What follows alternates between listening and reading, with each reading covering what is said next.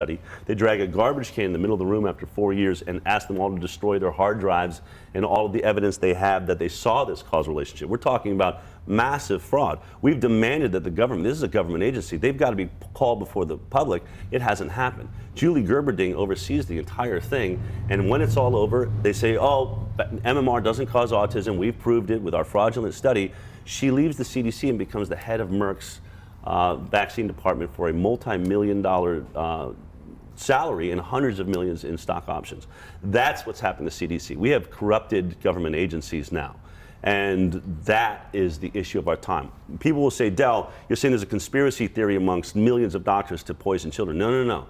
Doctors have been lied to the same way that all of us have.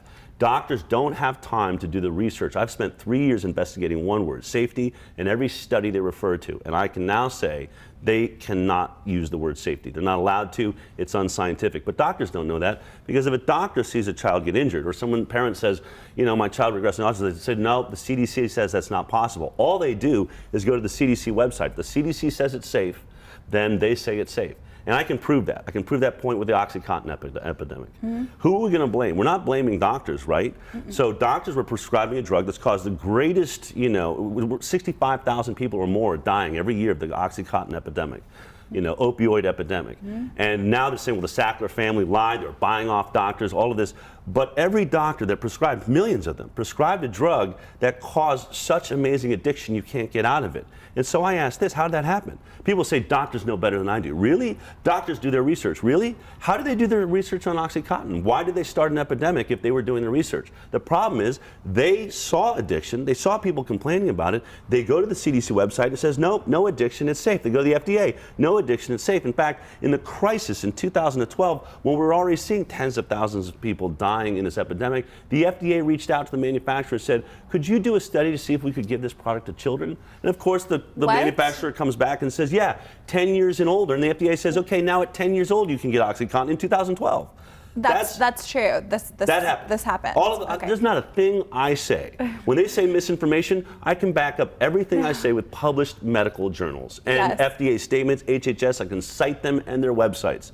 So if the FDA is that off and the CDC is that off, what do doctors do? They trust our regulatory agencies. That's where the problem is. Our government is making a massive mistake, and these corrupted agencies are putting all of our children at risk. So, and I think that is a good segue into talking about, we need government agencies. Maybe you don't agree, or you do. Oh, of course I do. We have structure, right, in our world, and that's an important thing.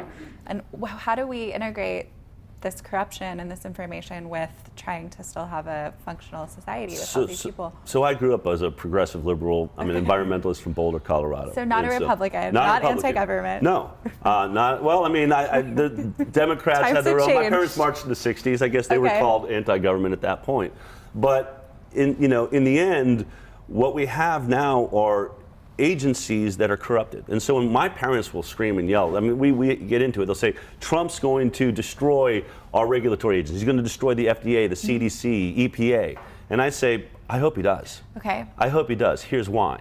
If the CDC is being run by people that used to work at Merck or Pfizer or Sanofi Aventis or are going to go on to do that, you don't have a regulatory agency. EPA has people from Exxon that are making the decisions. FDA has people from Monsanto that are making the decisions. If we have the very industries being represented in those agencies, then they no longer do their job. They're not protecting citizens. They're protecting the industries we're supposed to be protected from. So blow them up, because at least at that point, we all know we're on our own, and you are. The biggest message I want people to know is there's no government agency looking out for you. Your safety over and over again. Monsanto, all of these products have been approved by our regulatory agencies, and now we're finding out they are killing the earth, they're destroying our lives, they're poisoning us on a constant basis. You need to know you can't trust anything that comes out of a government health agency, period.